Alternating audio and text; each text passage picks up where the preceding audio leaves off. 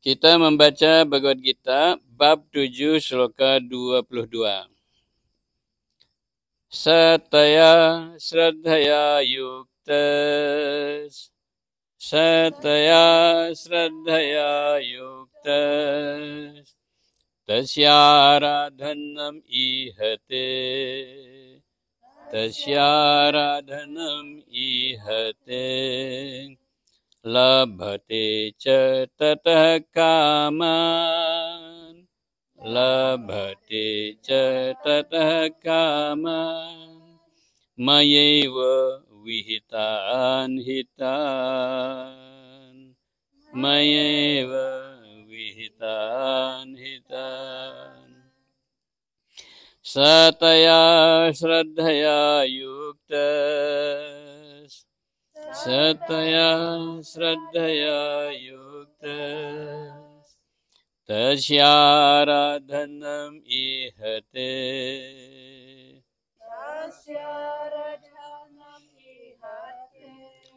Labhate ca tatah kaman Labhate ca tatah kaman Mayeva vihitan hitan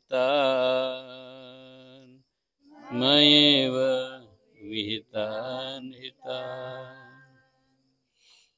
Sataya Shraddhaya Yuktas Tasyaradhanam ihate Labhate sa tatah kaman Mayeva vihitan hitan. Orang yang sudah dimantapkan keyakinannya kepada para dewa tersebut olehku, maka ia melakukan pemujaan sesuai dengan keinginannya dan keinginan-keinginannya itu menjadi terpenuhi. Akan tetapi, sesungguhnya akulah yang mengabulkan keinginan-keinginan itu. Sataya Shraddhaya Yuktas Tasyaradhanam ihate Labhate ca tatah kaman Mayeva vihitan hitan.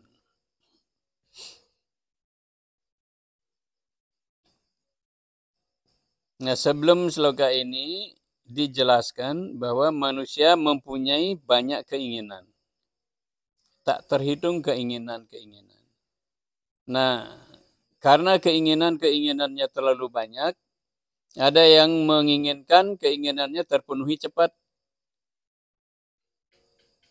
Ada yang damai-damai, tapi biasanya yang menginginkan keinginannya cepat terpenuhi, mereka itu memuja energi-energi Tuhan, yaitu para dewa, dewi, utusan-utusan Tuhan, para dewa, para dewi. Tetapi cara pemujaan seperti itu, di sini disebutkan cara yang tidak langsung. Saya tidak menerjemahkan dengan sebagaimana semestinya, hanya supaya kita memahami saja. Jadi pemujaan-pemujaan kepada para dewa tersebut di dalam Bhagavad Gita ini disebutkan pemujaannya itu tidak langsung. Tetapi Tuhan memberikan keyakinan manusia supaya semakin mantap. Jadi Tuhan mengatur supaya keyakinan orang itu semakin mantap memuja para dewa, para dewi tersebut. Nah, setelah mantap, di sini disebutkan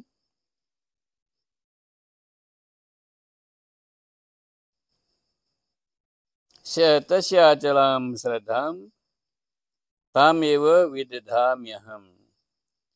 Keyakinan orang terhadap para dewa, para dewi itu dimantapkan oleh Tuhan sebenarnya. Tamewa vidadhamyaham. Aham widadhami. Aku yang memberikannya, memantapkannya. Keyakinan mereka tersebut. Nah, orang yang sudah dimantapkan keyakinannya tersebut kepada para dewa, ya, keyakinan kepada para dewa dewi itu sudah dimantapkan oleh Tuhan, maka ia akan melakukan pemujaan sesuai dengan keinginannya dan keinginan-keinginannya itu menjadi terpenuhi.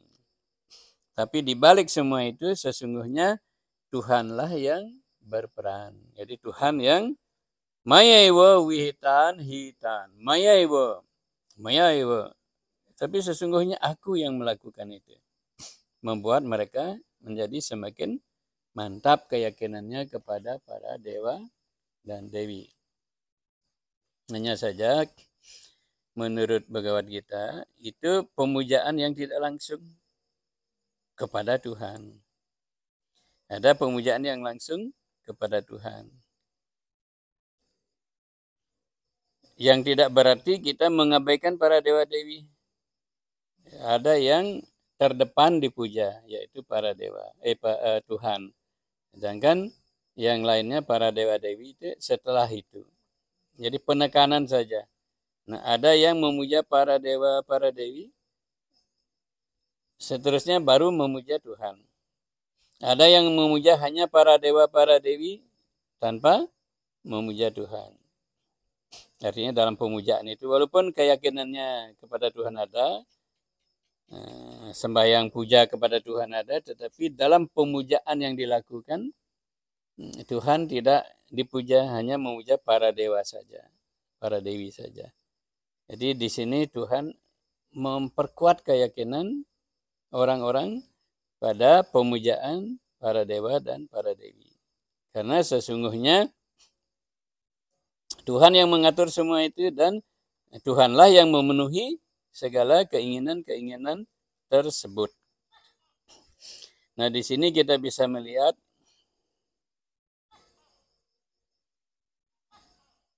manusia mempunyai banyak keinginan. Ada keinginan material yang jumlahnya sangat banyak. Ada keinginan spiritual yang biasanya presentasenya sedikit. Sangat dikit yang menginginkan keinginan-keinginan spiritual. Lebih banyak menginginkan keinginan-keinginan duniawinya itu terpenuhi. Karena apa?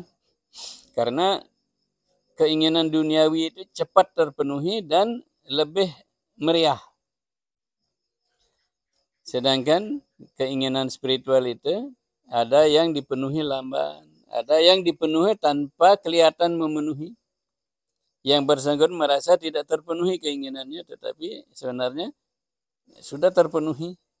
Jadi makanya saya katakan lebih banyak orang tertarik kepada pemenuhan keinginan-keinginan duniawinya, keinginan-keinginan materialnya. Hanya saja pemujaan yang dilakukan melalui para dewa, para dewi itu disebutkan pemujaan tidak langsung. Kalau di sini disebutkan kama istasari hritagyan prapadyantia niya dewata. Saya tidak terjemahkan lebih jauh tentang hal ini ya. Supaya tidak lebih banyak memikirkan selain memikirkan bahwa sesungguhnya Tuhan yang memenuhi segala keinginan-keinginan tersebut walaupun melalui para dewa, para dewi. Dan Tuhan malah memantapkan keinginan-keinginan orang untuk memuja para dewa, para dewi. Hanya saja itu cara yang tidak langsung memuja Tuhan. Tidak berarti itu cara yang salah ya. Kita harus pelan-pelan memahaminya. Tidak cara yang salah. Dan juga banyak yang tidak bisa memuja Tuhan secara langsung tanpa melalui para leluhur, para dewa, para dewi. Itu sangat normal. Kadang-kadang membaca penjelasan seperti ini, ada juga yang hanya memuja Tuhan, tapi memuja para dewa dan leluhur diabaikan. Stop memuja para dewa dan para leluhurnya. Nah, itu boleh saya katakan salah.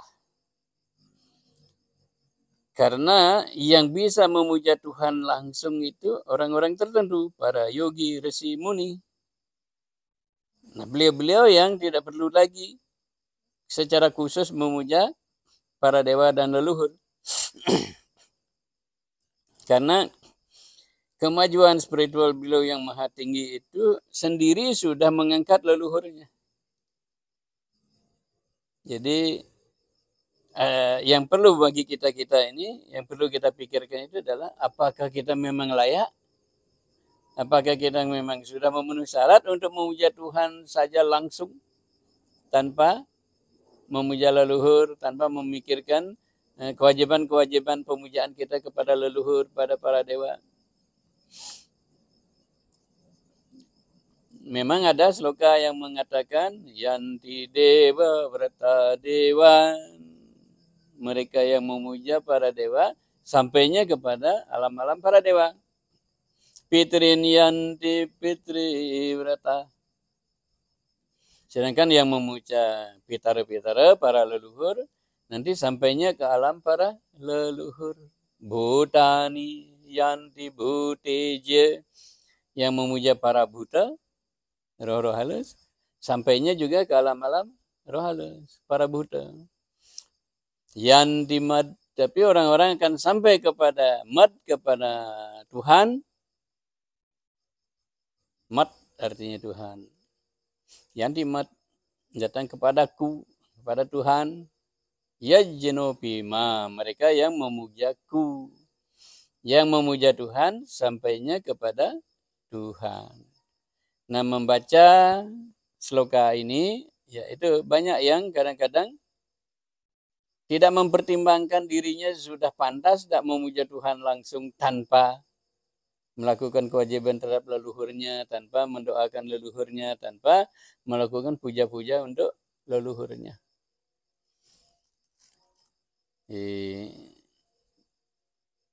Seandainya kita sudah sampai tingkat itu, level itu, bisa langsung memuja Tuhan tanpa melakukan kewajiban untuk leluhur, sebaiknya kita jaga ketundukan hati dengan merenungkan, memahami bahwa kita belum layak memuja Tuhan secara langsung.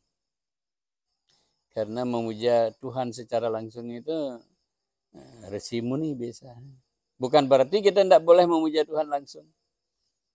Seperti baru bangun kan, Narayana.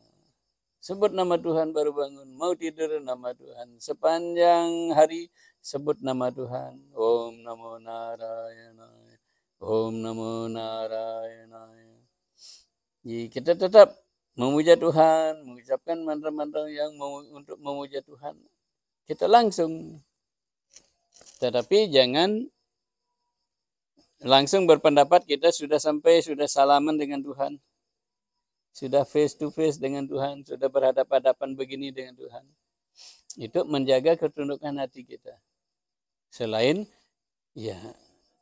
karena kalau memuja langsung pada Tuhan itu perlu persyaratan banyak. Kebersihan, kesucian yang kita belum punya. Hanya para yogi, resi muni yang punya kesucian lahir batin yang memang layak untuk memuja Tuhan secara langsung.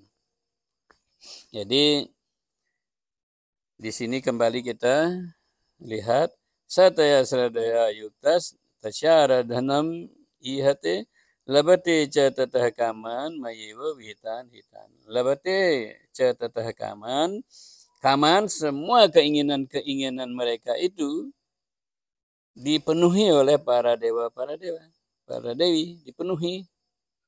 Hanya saja mayewa wihitan hitan, tapi semua itu semua keinginan tersebut mayewa, akulah yang wihitan, yang mengaturnya, yang mengisinya, yang memenuhi keinginan-keinginan tersebut. Jadi pada akhirnya memang Tuhan yang menyelesaikan keinginan-keinginan kita, ya. Jadi jangan sampai kita lupa memuja Tuhan, lupa bersama Tuhan dalam kesempatan sehari-hari. Ya. Tuhan Maha Segala, Tuhan Maha Pengasih, Tuhan Maha Pemberi. Seringnya Tuhan memberikan melalui. Jadi tidak langsung, melalui. Tuhan tidak bisa langsung datang kepada kita. Karena apa? Karena kita belum layak untuk itu. Mungkin kepada resi-resi orang-orang suci tertentu ya Tuhan bisa langsung datang. Tapi kepada kita-kita ya belumlah. Karena kita belum mencapai kelayakan untuk itu. Tapi kita tidak boleh menutup diri untuk tetap bersama Tuhan yang Maha Pengasih dan Penyayang. Kewajiban kita penuhi, yaitu dari pagi sampai malam bersamanya melalui nama suci beliau, Narayana, Narayana, dan banyak nama-nama suci Tuhan yang lainnya. Rahayu.